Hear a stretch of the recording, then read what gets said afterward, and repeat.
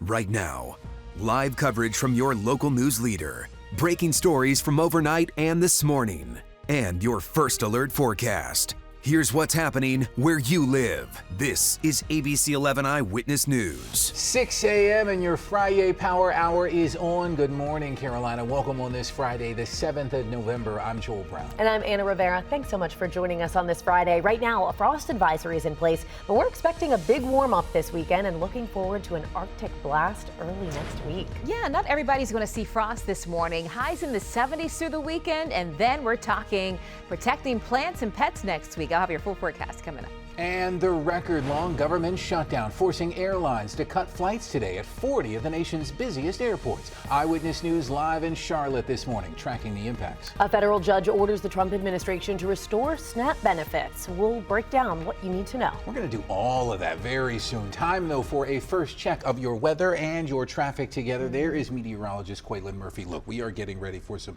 serious cold next week. Yeah. This morning's frost advisor, just a little appetizer. A little sprinkle, yeah, a little sprinkle. And not everybody's looking at frost this morning just because we're still too warm out there, but we do have the official advisory until 8. It includes the Triangle and locations to the north and east. It does not include Cumberland, Sampson, or Hoke counties this morning. Again, until 8 o'clock. We have temperatures right now in the mid-40s, though. Into downtown Raleigh, we have wind from the south-southeast at 5, so simply too warm to see frost formation around the Triangle, south to Fayetteville, Clinton, even Goldsboro. Maybe some patchy frost for Rocky Mount, Wilson, Lewisburg, Sanford area. Roanoke Rapids, you're down to 32. We're at 42 degrees in South Hill, so you'll be just fine as well. Winds from the southeast leading to a nice warming trend into the afternoon. Highs near 70 degrees on the way home from school this afternoon, and partly cloudy skies. Nice weather for the UNC game this evening. Tip is at 7 o'clock at Dean Smith Center. We're looking at temps in the 60s before, but still upper 50s afterwards. Not a big drop in temperatures this evening or overnight. High pressure is offshore. Next front we're tracking for tonight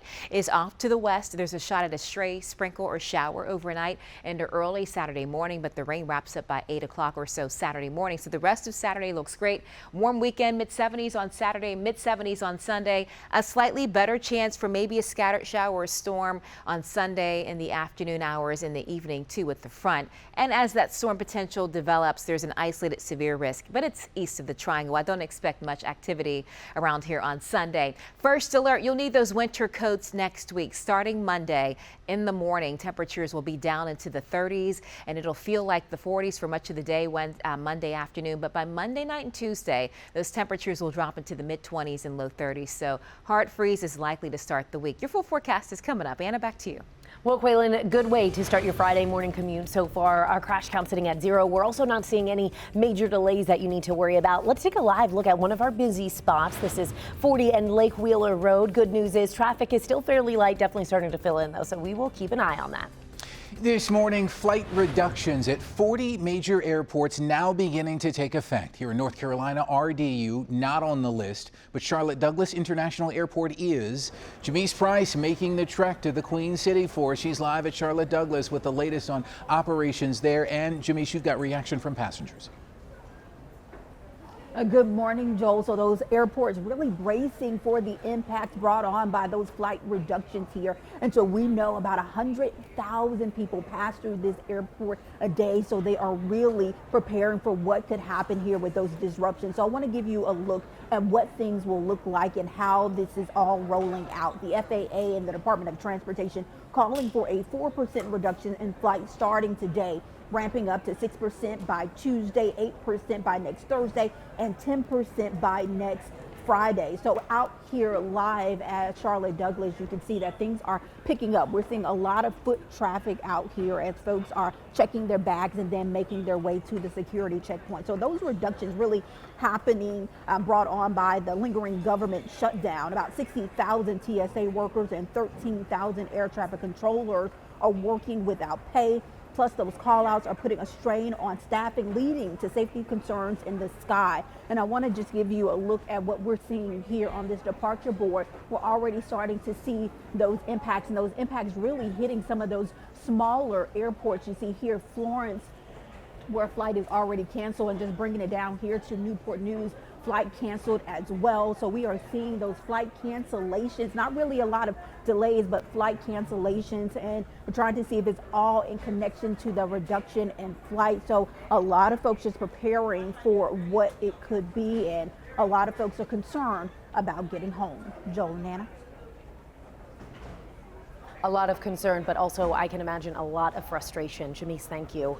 A federal judge orders the Trump administration to restore full SNAP benefits today. Our Tamara Scott is joining us live from the food bank in Raleigh with a breakdown of everything you should know. Good morning.